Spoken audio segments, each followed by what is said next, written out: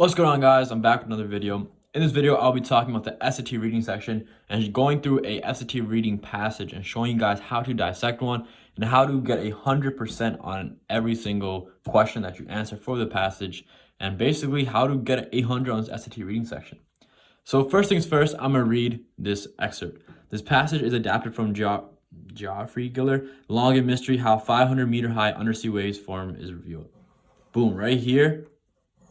Now I know what the passage is about. It's about undersea waves. So now what I'm going to do is read the questions and keep 2 or 3 questions in mind. The first paragraph serves mainly 2. Okay, I'll keep this in mind. And line 19, capture. So real quick, I would just go line 19, capture right here. And then first paragraph, so first P. Okay. I'll go through the other questions, see if there's any, vocab. See if there's any vocab questions. Line 65, devise. Okay, so it's right here. 65, devise. Okay, so now when I get to these words, I'm going to answer the question corresponding to these words right away. So that way I don't have to go back later. Because, guys, you want to minimize the amount of rereads. Yeah, that probably looks like gibberish, but it's okay. You want to minimize the amount of rereads. So you don't want to keep going back to the passage for every single question. That's how you get, really slow. All right, let's go. Some of the largest ocean waves in the world are nearly impossible to see. Unlike other large waves, these rollers, called internal waves, do not ride the ocean surface. That's an important detail. Instead, they move underwater, undetectable without the use of satellite imagery or sophisticated monitoring equipment. So you need like high-tech equipment to see these waves. And guys, I'm saying this out loud, not only to teach you guys, but also to make connections as I'm going. Internal waves are fundamental parts of ocean water dynamics, transferring heat to the ocean depths and bringing up cold water from below. And they can reach staggering heights, some as tall as skyscrapers. So this entire first paragraph was just about underwater waves and, just a good description about them. Explain how scientific devices use. Wrong. Note a common misconception. I didn't see any misconceptions. Describe a natural phenomenon and address its importance. Yep. Present a recent study. No. Okay, let's move on. Because these waves are involved in ocean mixing and thus the transfer of heat, understanding them is crucial to global climate modeling, says Tom Peacock, a researcher at the Massachusetts Institute of Technology. Oh, MIT. Most models fail to take internal waves into account. If you want to have more and more accurate climate models, we have to be able to capture processes such as this. All right, so capture. So in this sentence, capture was mainly used as record, right? Because you record data, you record processes. This is a scientific experiment. You're supposed to record your data. So, capture, record, basically the same thing. Let's go on. According to Peacock, the ability to monitor internal waves is significantly primarily because, let's see, right here. Oh. Because right here, it talks about Peacock, most models fail to take internal waves into account. So he basically talks about models. So let's see which one talks about models. Not about the height, not about satellite images. It's not really about coastal damage. The study of such waves will inform the development of key scientific models. That's literally what the guy says. Now, which lines? 1, 2, 4, and 6 were too early. I think they were in the first paragraph. Let's look at lines 17 to 19. 16, 17. Yep, this was it. Over there, he talks about models, so there you go. Look at that. I'm only halfway done the passage. I'm already halfway done the questions. So now I can, change my view. So it's like, see these questions, hand in hand. Okay, there you go. All right. Peacock and his colleagues tried to do just that. Their study, published in November in Geophysical Research Letters, focused on internal waves generated in the Luzon Strait, which separates Taiwan and the Philippines. Internal waves in this region, thought to be some of the largest in the world, can reach about 500 meters high. Wow. So very high. Again, it's a gibberish, but I can understand it. So, it's your annotations. Although scientists knew this phenomenon in South China Sea and beyond, they didn't know exactly how internal waves form. To find out, Peacock and a team of researchers at MIT and Woodhull's Oceanographic Institution worked with France's National Center for Scientific Research using a giant facility there called the Coriolis platform. The rotating platform, about 15 meters in diameter. This is just a description. So, description of Coriolis platform. So now, if any question mentions this, I'm going to go back to this part right here. So you want to block like certain parts of the text. So I just blocked this entire text. So like when I go back to it, I'll know what it's about. Peacock and his team built a carbon fiber resin scale model of the Luzon Strait, including the islands and surrounding ocean floor topography. Then they filled the platform with water of varying salinity to replicate different densities found in the strait, with denser salty water below and lighter and less briny water above. Small particles were added to the solution and illuminated with lights from below in order to track how the liquid moved. Finally, they recreated tides using 2 large plungers to see how the internal waves themselves form. Right here. I blocked this one and saying experiment details.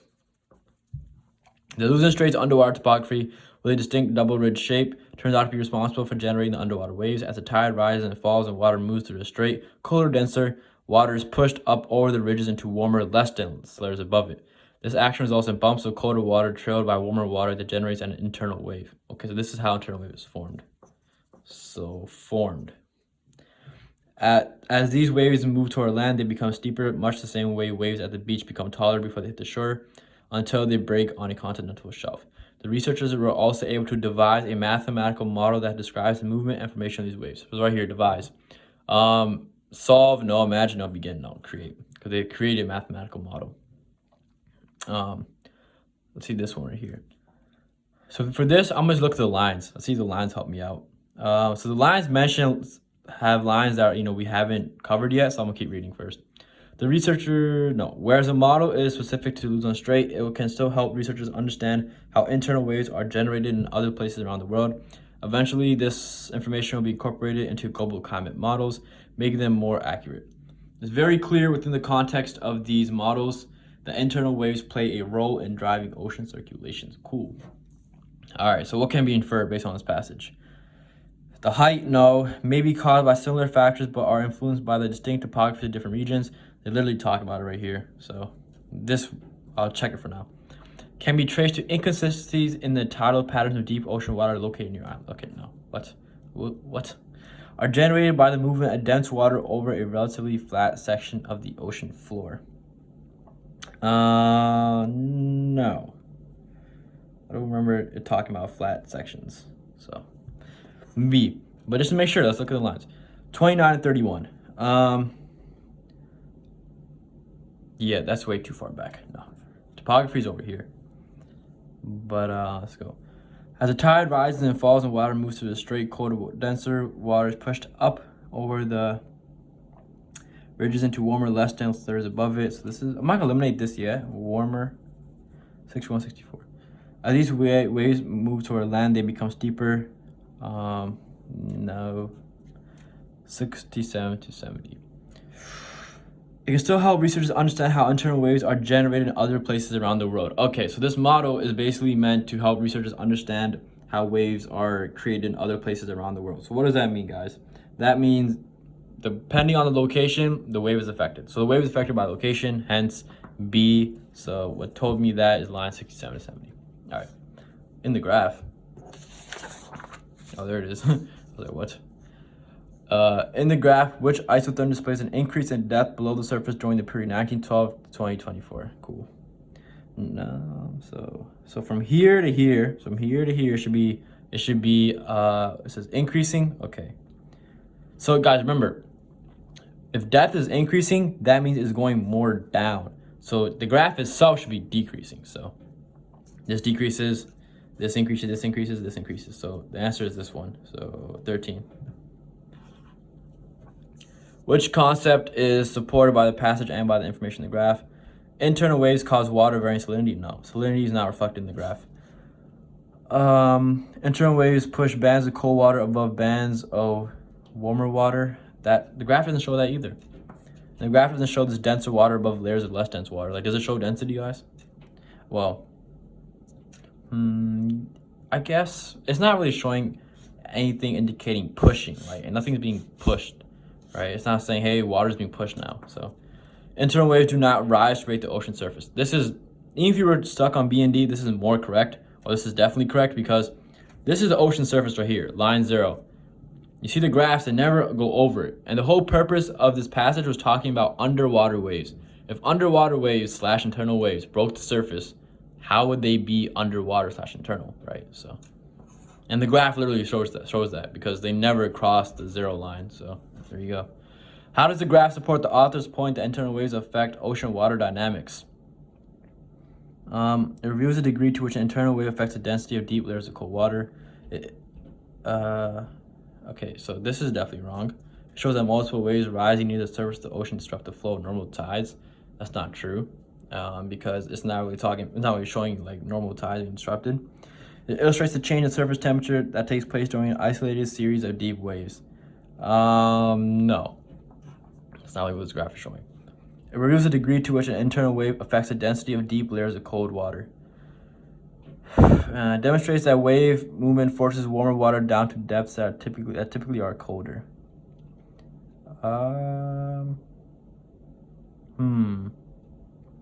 Well, in the passage, he does talk about right here. It's pushed up over the ridges into warmer, less dense layers above it. Dang, A and B are very similar. But I'm gonna go for A. Just because this literally says that, and the graph shows that too, but I could be misreading B.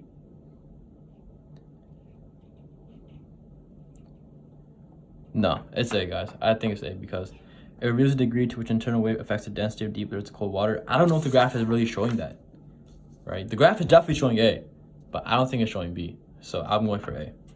That's it for this video. So I hope you guys understand. All right, you guys can check my answers. Let me know in the comments if I got them all right. The Discord saw this first, right? Discord definitely saw this video first or something similar. So be sure to join my Discord as it helps a ton.